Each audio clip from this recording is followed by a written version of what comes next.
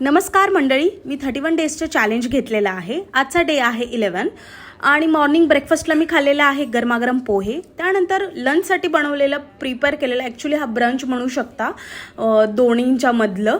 So मग त्यानंतर मी बनवलं बटाटा पराठा.